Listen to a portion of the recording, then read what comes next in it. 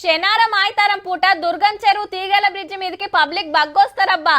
చుట్టూ చెరువు అందాలు, రంగురంగుల లైట్లతోని బ్రిడ్జి. ఈడికెళ్ళి ఆడదాకా నడుచుకుంటా తీరు ఫోటోలు సెల్ఫీలు దిగుతారు.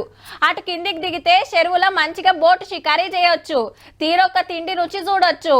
లక్నవరం పోతే ఆడసుత పెద్ద తీగల వంతెన ఉంటది. చెరువు మీద అడుగులేస్తున్నట్టే అనిపిస్తది.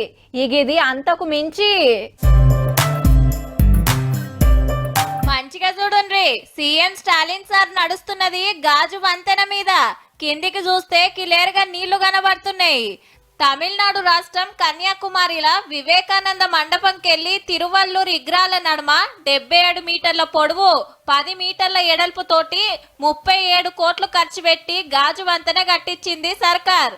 దేశంలో సముద్రం మీద కట్టిన ఫస్ట్ గ్లాస్ బ్రిడ్జి ఇదే. మున్పు ఇటుకెళ్ళి పోవాలంటే పడవల మీదనే. ఇప్పుడు గీ వంతెన మీద నడుచుకుంటా పోవచ్చు మంచిగా.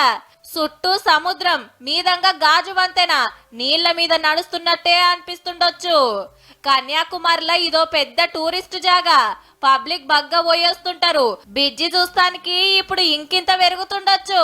రంగురంగుల కరెంటు బుగ్గలు పెడితే రాత్రిపూట గాజు వంతెన శమక్కుమంటుంది పో.